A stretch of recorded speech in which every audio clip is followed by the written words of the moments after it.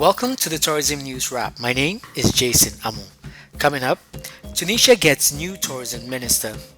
Africa Showcase goes live and airlines resume passenger flight services to Accra.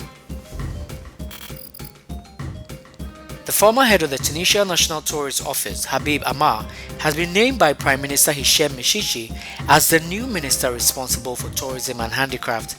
He replaces the former minister Mohamed Ali Toumi, whose brief spell was occasioned by the chaotic political situation resulting in the formation of a new government. Mr. Amar, who was the head of cabinet at the Tunisia's Ministry of Tourism and Handicrafts, is expected to expedite progress on the restart of tourism in the Maghreb nation.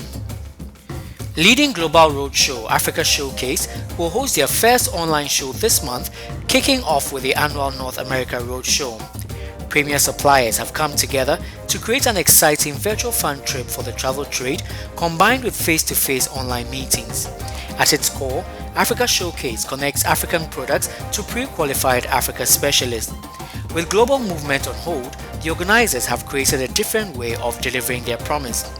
Jackie Reynolds, the co-founder of On-Show Solutions, spoke to Tourism News Wrap. So what we decided this year is we looked at how can we add value to our clients, how can we make sure that we're still connecting our tourism products to the right buyers in the various markets. And we decided that we weren't going to roll over and play dead and wait until this pandemic was over. We decided we needed to do something to help people to get on their way to their recovery.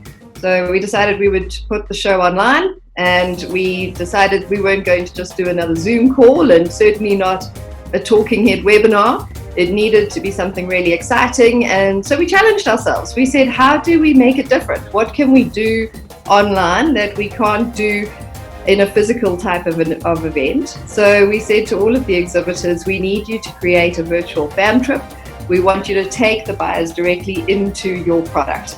Show them the experiences, present from the waterhole, show them something really exciting, like walk through the kitchen and talk to the chef and see what chef is making for dinner. So let's see, how can we really bring through the characters of your products and make it exciting for the buyers? And so that's really what inspired us to start the online platforms and to do it in a very different type of way. Following the resumption of commercial air traffic to Ghana's capital of Accra, a number of international airlines have announced dates for the resumption of services. The first day of the reopening saw 5 airlines with 200 passengers. Ethiopian Airlines, KLM, British Airways, Emirates Airline and Turkish Airlines have announced their dates of resumption. South Africa has unveiled activities to mark this year's Tourism Month celebrations. It is expected to help resuscitate an industry which has been the hardest hit by the novel coronavirus pandemic. September is a dedicated month for aggressive tourism promotion as well as advocacy for tourism in South Africa. Launching this year's event, the Minister of Tourism, Mamloko Kubayi Nkubane, said her ministry and other stakeholders will undertake a set of activities to foster tourism awareness in local communities, especially within less visited rural areas of each province, to reflect the theme, tourism and rural development. But for many decades, racial segregation and repression had denied the majority of South Africans many things, including the exploration of their own country. And for this reason, many of them don't even know their country well, even today. South Africans today have no valid reason not to explore their own country and take advantage of the opportunities that are created to move from one province to the other. We were restricted by COVID-19, where we couldn't leave our houses. Then we moved from not moving out of our houses, but being able to leave for work.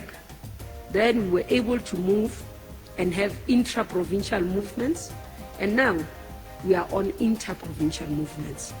Now there is no reason why we can't explore the country. The island of Nosy off the northwest coast of Madagascar has fixed October 1, 2020 as a date to reopen Fasine Airport to passenger air traffic.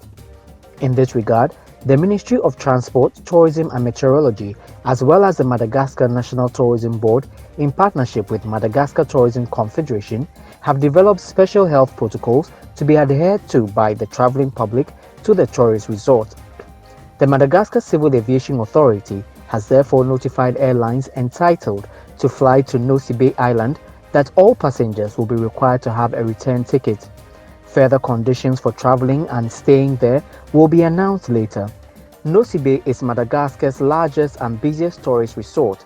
It has an area of 320.02 square kilometers. There's more news on www.voyageafrique.com and all our social media platforms. My name is Jason Amu.